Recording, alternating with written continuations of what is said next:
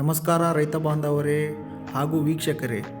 ಈ ದಿನ ಕರ್ನಾಟಕ ರಾಜ್ಯ ಕೃಷಿ ಮಾರಾಟ ಮಂಡಳಿ, ಕೃಷಿ ಮಾರಾಟ ತರಬೇತಿ ಮಹಾವಿದ್ಯಾಲಯ ಹುಬ್ಬಳ್ಳಿ ಹಾಗೂ ಸಹಯೋಗದೊಂದಿಗೆ ಭಾರತ ಸರ್ಕಾರ ಕೃಷಿ ಮಾರುಕಟ್ಟೆ ತಪಾಸಣಾ ನಿರ್ದೇಶನಾಲಯದ ಹುಬ್ಬಳ್ಳಿ ಘಟಕ ಕಚೇರಿಯಲ್ಲಿ ರೈತ ಉತ್ಪಾದಕ ಸಂಘಗಳಿಗೆ ಒಂದು ದಿನದ ತರಬೇತಿ ಹಾಗೂ ವಸ್ತು ಪ್ರದರ್ಶನದ ಕಾರ್ಯಾಗಾರವನ್ನು ಆಯೋಜಿಸಲಾಗಿರುತ್ತದೆ.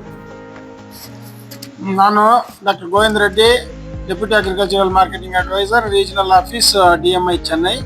ಈ ದಿನ ಕೃಷಿ ಮಾರಾಟ ತರಬೇತಿ ಮಹಾವಿದ್ಯಾಲಯ ಹುಬ್ಬಳ್ಳಿ ಮತ್ತು ಮಾರಾಟ ಮತ್ತು ತಪಾಸಣಾ ನಿರ್ದೇಶನಾಲಯ ಭಾರತ ಸರ್ಕಾರ ಹುಬ್ಳಿ ಒಂದು ದಿನದ ಕಾರ್ಯಾಗಾರ ಮತ್ತು ವಸ್ತು ಪ್ರದರ್ಶನ ಕಾರ್ಯಕ್ರಮ ತರಬೇತಿ ಇಟ್ಕೊಂಡಿದ್ರು. ಈ ತರಬೇತಿಗೆ 25 FPOs, ಫಾರ್ಮರ್ ಪ್ರೊಡ್ಯೂಸರ್ ಆರ್ಗನೈಸೇಷನ್ಸ್, ಅಂದರೆ ರೈತ ಉತ್ಪಾದಕ ಸಂಸ್ಥೆಗಳು ಕೃಷಿ ಉತ್ಪನ್ನ ಮಾರುಕಟ್ಟೆಗೆ ಸಂಬಂಧಂತೆ ಈ ಕಾರ್ಯಕ್ರಮಕ್ಕೆ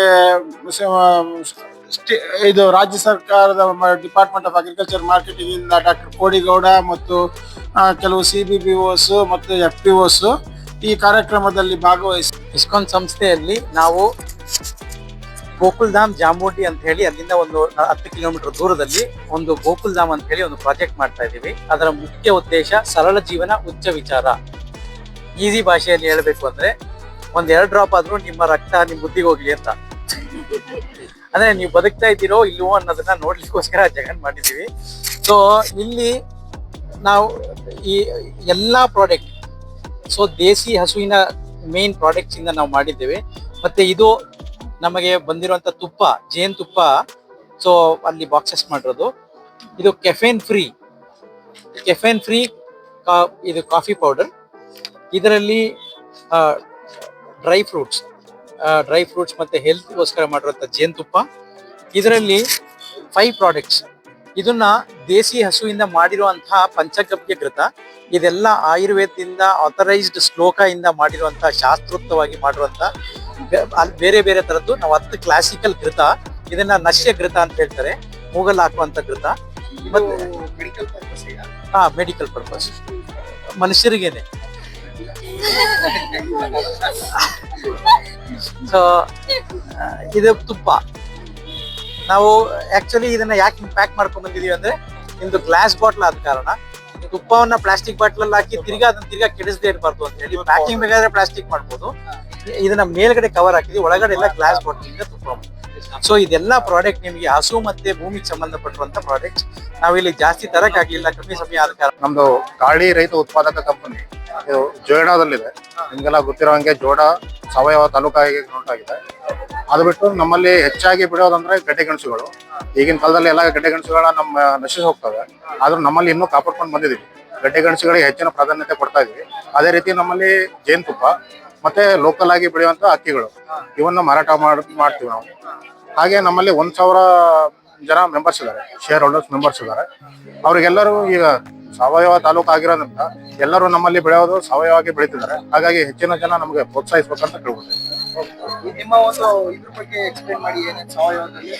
ಸಾವಯವದಲ್ಲಿ ಇದು ಜೋನಿ ಬೆಲ್ಲ, ಇದನ್ನ ರೈತರು ತಮಗಾಗಿ ಬೆಳ್ಕೋತಾರೆ. ಅದನ್ನ ಬಿಟ್ಟು ಏನ್ ಎಕ್ಸ್ಟ್ರಾ ಇರುತ್ತೋ ಅದನ್ನಷ್ಟೇ ನಮಗೆ ಕೊಡ್ತಾರೆ. ಇದರಲ್ಲಿ ಬೆಳೆಯೋ ಕಬ್ಬು ಸಾವಯವವಾಗಿ ಬೆಳೀತಾರೆ. ಇದು ಜೇನುತುಪ್ಪ. ಇದರಲ್ಲಿ ನಮ್ಮಲ್ಲಿ 2 ವೆರೈಟಿ ಇದೆ. ಒಂದು ತುಡುವೆ ಜೇನು, ಇನ್ನೊಂದು ಮಿಶ್ರಿ ಜೇನು. ಇದು ತುಡುವೆ ಜೇನು ಅಂದ್ರೆ ಮಿಶ್ರಿ ಜೇನು ಇದು ತುಂಬಾ ಚಿಕ್ಕದಾಗಿರುತ್ತೆ. ಯಾವ ದೊಡ್ಡ ಹುಳ ಜೇನುಗಳು ಸಣ್ಣ ಹೂವಿಗೆ ಪರಾಗಸ್ಪರ್ಶಕ್ಕಾಗಿ ಹೋಗಕ್ಕಾಗಲ್ಲ ಅಂತ ಜೇನು ಇದು ಪರಾಗಸ್ಪರ್ಶ ಮಾಡುತ್ತೆ. ಮತ್ತೆ ಇದಕ್ಕೆ ಮೆಡಿಸಿನಲ್ ವ್ಯಾಲ್ಯೂ ತುಂಬಾನೇ ಜಾಸ್ತಿ ಇರುತ್ತೆ. ಆಮೇಲೆ ಇದು ತುಳುವೆ ಜೇನು. ಇದು ನಾರ್ಮಲ್ ಆಗಿ ನಾವು ಡಯಟ್ಗೆ ಇದು 650 ರೂಪಾಯಿ ಕೆಜಿ. ಇದು 2,000 ರೂಪಾಯಿ ಕೆಜಿ. ಜೋಯಿಡಾ ಭಾಗದಿಂದಾನೇ ಆಯ್ತು. ಇದೆಲ್ಲ ನಮ್ಮಲ್ಲಿ ರೈತರು ಬೆಳೆದಿರೋ ಅಕ್ಕಿಗಳು. ಇದು ನಮ್ಮ ಲೋಕಲ್ ಅಕ್ಕಿ ಪೂನಮ್ ಅಂತೇಳಿ. ಆಮೇಲೆ ಇದು BPT ರೈಸ್ ಇದೆ, ಕೆಂಪಕ್ಕಿನೂ ಇದೆ. ಇಲ್ಲಿ ನಮ್ಮಲ್ಲೇ ಲೋಕಲ್ ಆಗಿ ಬೆಳೆಯುವಂತ ಶಿಟ್ಟೋ ವೆರೈಟಿ ಇದೆ. ಇದನ್ನು ನಾವು ಅಲ್ಲೇ ಬೆಳಿತೀವಿ. ಅದೇ ರೀತಿ ನಮ್ಮಲ್ಲಿ ಸಿಗೋ ಇದೆಲ್ಲ ಸೀಗೆಕಾಯಿ ಪುಡಿ ಇದೆ, ಅಂಟುವಾಳ ಪುಡಿ ಇದೆ, ಕರಿಬೇವು ಪೌಡ್ರು. ಆಮೇಲೆ ಇದೊಂದು ಗೆಡ್ಡೆ ಗೆಣಸಿಂದ ಮಾಡಿರುವಂತ ಸಂಡಿಗೆ, ಈ ಕೇಸರುಗಡ್ಡೆ ಅಂತ ಕರಿತೀವಿ. ಇದರಿಂದ ಮಾಡಿರುವಂತ ಪ್ರಾಡಕ್ಟ್, ವ್ಯಾಲ್ಯೂ ಆಡೆಡ್ ಪ್ರಾಡಕ್ಟ್ ಆಗಿ ಮಾಡ್ತೀವಿ. ಕೊನೆಯದಾಗಿ ನಿಮ್ಮ ಅಡ್ರೆಸ್ ಹೇಳ್ಬಿಡಿ. ಜೋಡ ತಾಲೂಕು ಕುಂಬಾರವಾಡ ಗ್ರಾಮ SBI ಪಕ್ಕನೇ ನಮ್ಮ ಆಫೀಸ್ ಇರೋದು. ಚಂದನವನ ರೈತ ಉತ್ಪಾದಕ ಕಂಪನಿ ಇದು 2021 ಜುಲೈದಲ್ಲಿ ನೋಂದಣಿ ಹೆಸರಿದೆ. ಈಗ 4 ವರ್ಷ ಸರ್ ಇದೆ ಈ ಸಂಸ್ಥೆಗೆ. ಈ ನಮ್ಮ ಒಂದು ಈ ಸಂಸ್ಥೆ ಒಳಗೆ ಸರ್ 1113 ಜನ ಶೇರ್ ಹೋಲ್ಡರ್ಸ್ ಇದ್ದಾರೆ. ಅದರೊಳಗೆ ವಿಶೇಷವಾಗಿ 600 ಜನ ರೈತ ಮಹಿಳೆಯರಿದ್ದಾರೆ. ನಮ್ಮ ಉದ್ದೇಶ ಸರ್ ಇದು ಸರ್ ಪ್ರಾಡಕ್ಟ್ ಇದೆ, ಇದು ದಾಳಿಂಬೆ ಸರ್. ಒಂದು ನಮ್ಮ ಸರ್ ನಮ್ಮ ಒಂದು ರೈತರು ಸರ್ ಅವ್ರು ಶೇರ್ ಹೋಲ್ಡರ್ಸ್ ಅವರು 40 ಎಕರೆಯಲ್ಲಿ ಬೆಳೆದಿದ್ದಾರೆ ಸರ್. ಈಗ ನಾವು ಇದನ್ನು ದೆಹಲಿಯಿಂದ ವ್ಯಾಪಾರ ಮಾಡಿಸ್ತಾ ಇದ್ದೀವಿ ಅವ್ರಿಗೆ.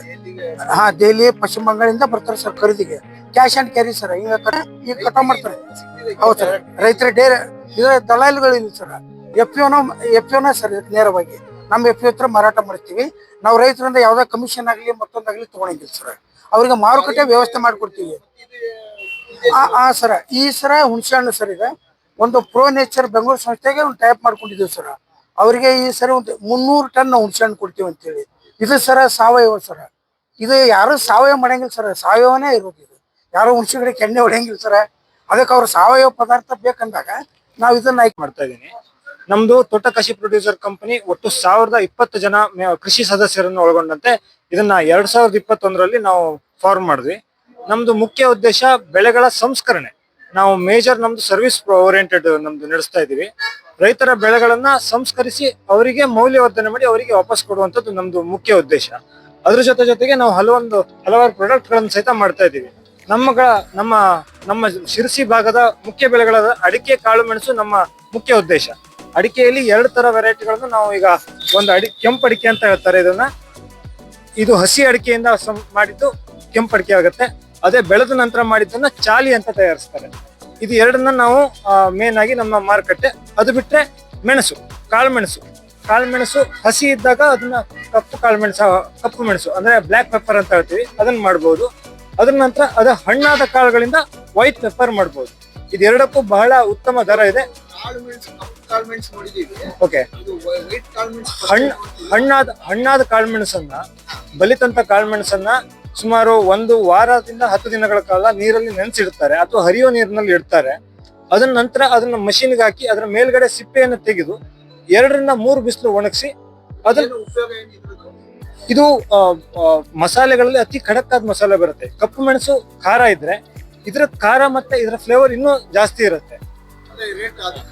ಕಪ್ಪು ಕಾಳು ಮೆಣಸಿಗೆ ಸರಾಸರಿ 60 ರಿಂದ 70 ಸಾವಿರ ಇದ್ರೆ ಇದಕ್ಕೆ 90 ರಿಂದ 1,10,000 ಮಾರ್ಕೆಟ್ ರೇಟ್ ಬರುತ್ತೆ. ಅದು ಮೇಜರ್. ಅದ್ರ ನಂತರ ಉಪ ಬೆಳೆಗಳಾದ ನಮ್ಮ ತೋಟಗಳಲ್ಲಿ ಉಪ ಬೆಳೆಗಳಾಗಿ ಅರಿಶಿಣಗಳನ್ನು ಸಹಿತ ಬೆಳೀತಾರೆ ರೈತರು. ಅದನ್ನು ಸಹಿತ ನಾವು ಜೀವಾಮೃತ ಕಂಪನಿ ಮಹಿಳಾ ಕಿಸಾನ್ ಪ್ರೊಡ್ಯೂಸರ್ ಉಪ್ಪಿನಬೇಟೆಯಿಂದ ಬಂದಿದ್ದೀವಿ. ಸೊ ನಮ್ಮಲ್ಲಿ ರೈತರು ಬೆಳೆದಿರ್ತಕ್ಕಂಥ ಎಲ್ಲಾ ಕಾಳುಗಳನ್ನ ಖರೀದಿ ಮಾಡಿ ಸಂಸ್ಕರಣೆ ಮಾಡಿ ಮತ್ತು ಅವುಗಳನ್ನ ಮಾರಾಟ ರೂಪದಲ್ಲಿ ಏನ ಎಡಿಷನ್ ಮಾಡ್ಬಿಟ್ಟು ನಾವು ಜೋಳದ ಹಿಟ್ಟು ಅಂತೇಳಿ ಮತ್ತೆ ಗೋಧಿ ಹಿಟ್ಟು ಅಂತೇಳಿ ಮತ್ತು ಎಸ್ ಸರ್, ಹೌದು ಸರ್, ಮಾಲ್ದಿ ಬೇಳೆ ಜೋಳಗಳ ಈ ತರದ ಎಲ್ಲ ಹಿಟ್ಟುಗಳನ್ನ ಮತ್ತು ಕಾಳುಗಳನ್ನ ಸೇಮ್ ಸರ್ ಇದು. ಸರ್ ನಾವು ರೈತರ ಹತ್ರ ಕಾಳು ಖರೀದಿ ಮಾಡ್ತೀವಿ ಸರ್. ಖರೀದಿ ಮಾಡಿ ಸಂಸ್ಕರಣೆ ಮಾಡಿ ಅವುಗಳನ್ನ ನಮ್ಮ ಮಿಷಿನ್ ಅಲ್ಲೇ ಹಾಕ್ಬಿಟ್ಟು ಈ ತರ ಪ್ಯಾಕೇಜಿಂಗ್ ಮಾಡಿ. ಈ ರೈತ ಉತ್ಪಾದಕ ಕಂಪನಿ ಹಿರೇಕೆರೂರು ಅವರು ಇದ್ದಾರೆ, ಇವರು ಇದ್ರ ಬಗ್ಗೆ ಮಾಹಿತಿ ಕೊಡ್ತಾರೆ. ನಮಸ್ತೆ ಸರ್, ನನ್ನ ಹೆಸರು ಭಾಗ್ಯ. ನಾವು ಹಿರೇಕೆರೂರು ತಾಲೂಕಿಂದ ಬಂದಿದ್ದೀವಿ. ನಾವು ಇಲ್ಲಿ 3 ತರನಾದ ಚಟ್ನಿಯನ್ನು ಮಾಡಿದ್ದೀವಿ. ಒಂದು ಶೇಂಗಾ ಚಟ್ನಿ, ಇನ್ನೊಂದು ಅಗಸೆಕಾಯಿ ಚಟ್ನಿ, ಇನ್ನೊಂದು ಗುರಳ್ ಚಟ್ನಿ ಅಂತ. ಹಾಗೆ ಚಿಲ್ಲಿ ಕೂಡ ಮಾಡಿದ್ದೀವಿ, ಅಕ್ಕಿ ಸಂಡಿಗೆ ಕೂಡ ಮಾಡಿದ್ದೀವಿ. ಇದು ಒತ್ತು ಸಂಡಿಗೆ ಅಂತ. ಈ ತರ ಪ್ರಾಡಕ್ಟ್ ನ ನಾವು ತಯಾರಿಸ್ತೀವಿ. ಇದು 70 ರೂಪೀಸ್ ಇದೆ ಸರ್. ಇವು 20 ರೂಪೀಸ್ ಸರ್. ಇದು ಜಲಾಯನ ಕೃಷಿ ಇಲಾಖೆಯಿಂದ ನಿಮಗೆ ಸಬ್ಸಿಡಿ ಸಿಕ್ಕಿದೆ. 5 ಕಿಲೋ ಜೋಳ ಐತಿ, ನೀವ್ ಎಷ್ಟ್ ಕಟ್ತೀರಿ ರೇಟ್? 500 ರೂಪಾಯಿ ಕಟ್ತೀರಿ. 500 ರೂಪಾಯಿ ಮೇಲೆ ಯಾರ ಕಟ್ಟೋರ್ ಇದೀರಿ? ನಿಮ್ಗ್ ಬೇಕೇ ಆಗ್ಯದ ಇವತ್ ಜೋಳ. ನಾ ಕೀಲಿ ಹಾಕಿನ ಬಾಗ್ಲ ಹೊರಗ್ ಹೋಗಂಗಿಲ್ಲ, ಅದಿದ್ರೆ ಬದುಕು. ಕಟ್ತೀರಿ 500 ರೂಪಾಯಿ ಮೇಲೆ ಕಟ್ಟಿದ್ರಿ ನೋಡ್ರಿ. ಇದ್ ನಾ ಕೇಳಲಿಲ್ಲ ಅಂದ್ರೆ ಹೊಡೆದಾಟನೇ ಚಾಲು ಆಗ್ತೈತಿ. ಈಗ ನನಗ್ ಬೇಕಲ್ಲ ಜೋಳ, ನಿನಗ್ ಬೇಕಲ್ಲ ಜೋಳ ಅಂತ ಹೇಳಿ ಅಧಿಕಾರಿ ನಿರ್ಧಾರ ಮಾಡಿದ್ದ ಖರೆ ಆದ್ರ ಬೆಲೆ ನಿರ್ಧಾರ ಆಗ್ಬಿಡ್ಬೇಕಿತ್ತಲ್ಲ ಇಷ್ಟೊತ್ತಿಗೆ. ಅಧಿಕಾರಿಗಳು ಬಂದ್ ಎಷ್ಟೋ ವರ್ಷ ಆಯ್ತಲ್ಲ. ಸರಿ, ಹಿಂಗೂ ಬರೋಣ. ಈಗ ಅದಕ್ಕೆ ಹತ್ರನೇ ಬಂದಿವಿ, ಅಲ್ಲೇ ಹೋಗ್ಬಿಡೋಣ. ಜೋಳದ ರೇಟ್ ಹೆಚ್ಚು ಕಮ್ಮಿ ಆಗಿದ್ ಕೇಳಿರಿ. ಜೋಳದ ರೇಟ್ ಕಮ್ಮಿ ಆದಾಗ ಖಾನಾವಳಿ ಒಳಗ ರೊಟ್ಟಿ ರೇಟ್ ಕಮ್ಮಿ ಆಗಿದ್ದು ಯಾವಾಗಾರ ಕೇಳಿರ? ರೈಟ್. ಅವಲಕ್ಕಿ ಎದ್ರಲ್ಲೇ ಮಾಡ್ತಾರ್ರಿ? ಭತ್ತದ್ಲೆ ಮಾಡ್ತಾರ್ರಿ. ಭತ್ತದ ರೇಟ್ ಕಮ್ಮಿ ಆಗಿದ್ ಕೇಳಿರಿ? ಅವಲಕ್ಕಿ ರೇಟ್ ಯಾವಾಗಾರ ಕಮ್ಮಿ ಆಗಿದ್ ಒಮ್ಮೆರೆ ಜೀವನದಾಗ? ಇನ್ನು ಜಾಸ್ತಿ ಆಗ್ತಾನೆ ಹೋಗ್ತದೆ. ಎಲ್ಲಾ ಆಹಾರ ಉತ್ಪನ್ನ ಬೆಳೆದವಂದು ಅದ್ ರೇಟ್ ಕಮ್ಮಿ ಆಗಿದ್ ಕೇಳಿರ? ರೈತ ಮಾರಾಕ್ ಹೋದಾಗ ಮೆಕ್ಕೆಜೋಳ ಅನ್ರಿ, ತರಕಾರಿ ಅನ್ರಿ, ಎಣ್ಣೆ ಕಾಳು ಅನ್ರಿ, ಯಾವ್ದೇ ಅನ್ರಿ, ಹೋಟೆಲ್ ಒಳಗ ಎಲ್ಲಾ ರೇಟ್ ಬಿದ್ದಾವ್ ತಡಿ ಅಂತ ಹೇಳಿ ಒಮ್ಮೆರೆ ರೇಟ್ ಇಳಿಸಿದ್ ಕೇಳಿರಿ? ಈಗರ ಇನ್ನೊಂದ್ ಗಂಟೆ ಬಾರಸ್ತಾ ಸಾಹೇಬ್ರೆ? ನಾವ್ ಎಲ್ಲಿ ಕೆಲಸ ಮಾಡ್ಬೇಕಂಗಿದ್ರ? ಅವಲಕ್ಕಿ ಕಡೆ ಕೆಲಸ ಮಾಡೋಣ, ಏನ್ ಭತ್ತದ ಕಡೆನೆ ಕೆಲಸ ಮಾಡೋಣ?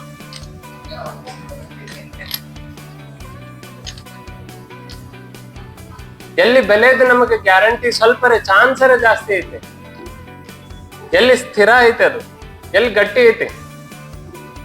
ಭತ್ತದಿಂದ ಅವಲಕ್ಕಿ ಮಾಡಿದಾಗ ಏನ್ ಮಾಡಿದ್ರಿ? ಮೌಲ್ಯವರ್ಧನೆ ಮಾಡಿದ್ರಿ, ಹೌದಾ? ಏನು ಅವಂಗ ಮೊದಲು ಭತ್ತ ಇದ್ದಾಗ ಏನಿತ್ತು? ಒಡಸ್ಬೇಕು, ಅಕ್ಕಿ ಮಾಡ್ಬೇಕು, ಅನ್ನ ಉಣ್ಬೇಕು, ಪಲಾವ್ ಮಾಡ್ಬೇಕು ಅಷ್ಟೇ. ಅವಲಕ್ಕಿ ಮಾಡಿದ್ರೆ ಒಗ್ಗರಣೆಯಾರು ಹಚ್ಕೋತಾನ, ತುಪ್ಪದ ಅವಲಕ್ಕಿಯಾರು ಮಾಡ್ಕೋತಾನ, ಚೂಡಾರೆ ಮಾಡ್ಕೊಂತಾನ, ಏನೋ ಒಂದ್ ಮಾಡ್ಕೊಂತಾನ, ಹೌದ್ರಿ?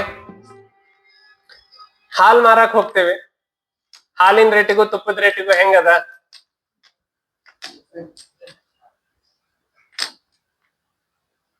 ನಂದಿನಿ ಅವ್ರು ಬಿಟ್ಟು ಬೇರೆ ಯಾರು ತುಪ್ಪದ ರೇಟ್ ಕಮ್ಮಿ ಮಾಡಿದ್ ಕೇಳಿರಿ? ಪ್ರೈವೇಟ್ ಬಾಡಿ ಅವ್ರು ಯಾರ ಅಥವಾ ಮಾರ್ಕೆಟ್ನಾಗ? ಅದಕ್ಕೆ ಕಲಬೆರಕೆನೋ ಒಂದ್ ಕಾರಣ ಅದ, ಅದಕ್ಕೆ ಆಮೇಲೆ ಬರೋಣ.